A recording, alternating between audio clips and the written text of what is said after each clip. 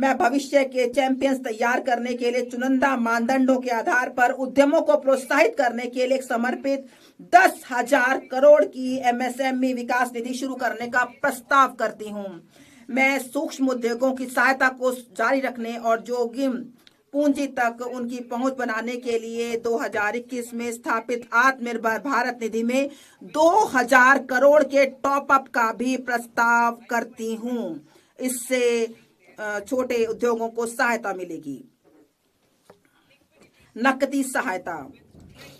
Trades के साथ MSME को 7 लाख करोड़ से अधिक धनराशि उपलब्ध कराई गई है। इसकी पूरी क्षमता का लाभ देने के लिए मैं 4 उपायों का प्रस्ताव करती हूं। 1, केंद्रीय सार्वजनिक क्षेत्र के उद्यमों द्वारा एमएसएमई से सभी खरीद के लिए ट्रेडर्स को लेन देन निपटान प्लेटफॉर्म के रूप में उपयोग करने का निर्देश करना, जिससे यह अन्य कॉरपोरेट के लिए एक मानक बन सके।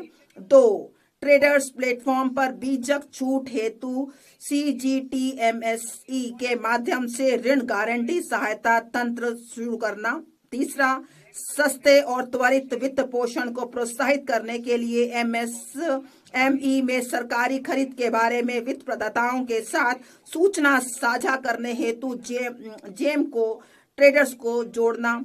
4, ट्रेड्स प्राप्तियों को आस्ती समर्पित प्रतिभूतियों के रूप में शुरू करना, जो एक द्वितीयक बाजार के रूप में सहायता करेगा और नकदी एवं लेन देन के निपटान को बढ़ाएगा।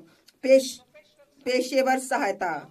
सरकार विशेष रूप से टियर 2 और टियर 3 कस्बों में कॉरपोरेट मित्रों का एक संवर्ग तैयार करने के लिए अल्पावधि मॉड्यूलर पाठ्यक्रमों और व्यवहारिक टूल्स की डिजाइन करने हेतु ICAI, ICSSI, ICMAI जैसे पेशेवर संस्थानों को सुविधा प्रदान करेगा। यह प्रमाणित अर्ध पेशेवर एमएसएमई को किफायती लागत पर अनुपालन अपेक्षाओं को पूरा करने में सहायता करेंगे। पिछले दशक में हमारे सरकार ने बहुत सारे कदम उठाए हुए हैं जन अवसंरचना के लिए, नए वित्तीय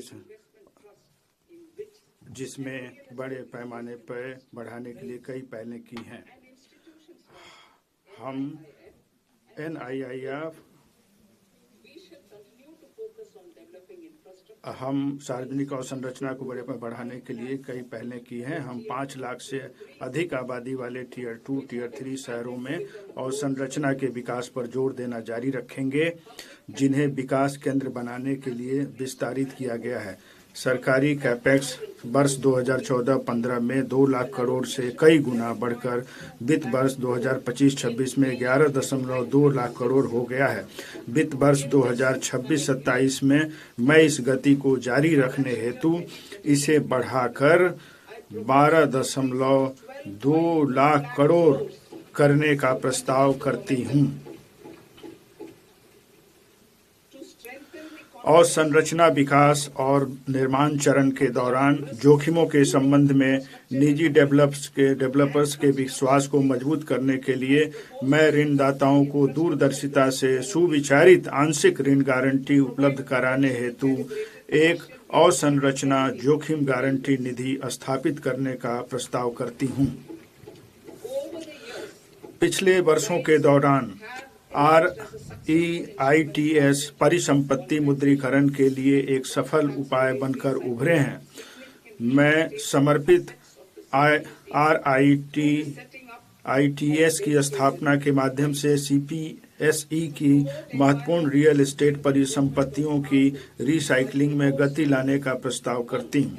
कार्गो के पर्यावरण अनुकूल आवागमन को बढ़ावा देने के लिए मैं निम्नलिखित प्रस्ताव करती हूँ।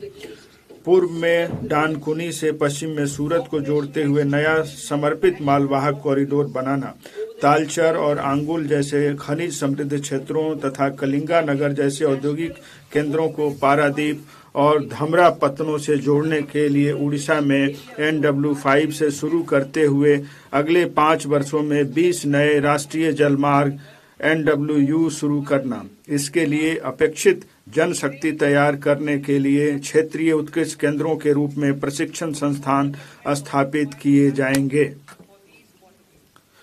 इससे प्रशिक्षण देने और कौशल प्राप्त करने के लिए जल मार्ग के पूरे भाग में युवाओं को लाभ प्राप्त होगा। इसके अलावा अंतर्देशीय जलमार्गों की जरूरतों को पूरा करने के लिए बनारस और पटना में एक जहाज मरम्मत सुविधा भी स्थापित की जाएगी। अंतर्देशीय जलमार्गों और तटीय पोत परिवहन का हिस्सा 6% से बढ़ाकर 2047 तक 12% करने के लिए रेल और सड़क परिवहन से मॉडल शिफ्ट को प्रोत्साहित करने के लिए एक तटीय कार्गो प्रोत्साहन स्कीम का शुभारंभ करना। अंतिम छोर और दूर दराज के क्षेत्रों को जोड़ने और पर्यटन को बढ़ावा देने के लिए मैं समुद्री विमानों के स्वदेशी निर्माण को प्रोत्साहन करने का प्रस्ताव करती हूँ। प्रचालनों को सहायता उपलब्ध कराने के लिए एक समुद्री विमान VGF योजना भी शुरू की जाएगी। कार्बन कैप्चर उपयोगिता और भंडारण CCUS दिसंबर 2025 में शुरू किए गए रोड मैप के अनुसार बड़े पैमाने पर CCUS प्रौद्योगिकियां विद्युत, इस्पात, सीमेंट और रसायनों सहित 5 औद्योगिक क्षेत्रों में अंतिम उपयोग अनुप्रयोगों में अधिक तैयारी का स्तर प्राप्त करेगा। अगले 5 वर्षों में 20,000 करोड़ के परिव्यय का प्रस्ताव किया गया है। शहरी आर्थिक शहर भारत के विकास, नवाचार और अवसरों के इंजन हैं। अब हम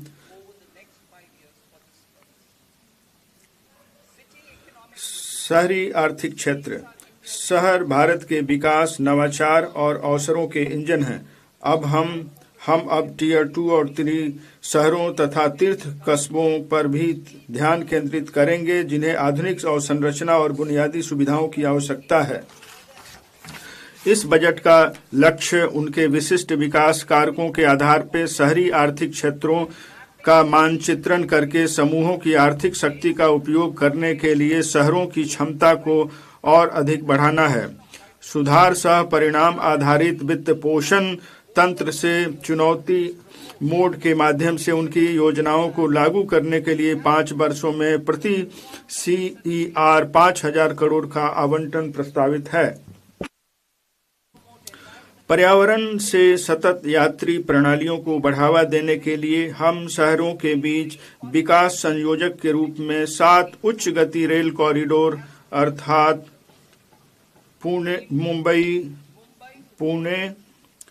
पुणे से हैदराबाद, हैदराबाद बेंगलुरु, हैदराबाद चेन्नई, चेन्नई बेंगलुरु, दिल्ली वाराणसी और वाराणसी सिलीगुड़ी विकसित करेंगे।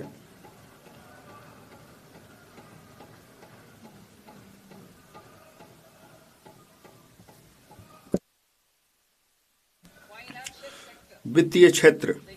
मजबूत तुलन पत्र, लाभप्रदता में ऐतिहासिक उच्च स्तर पर परिसंपत्तियों की बेहतर गुणवत्ता और देश के 98% से अधिक गांवों में कवरेज आज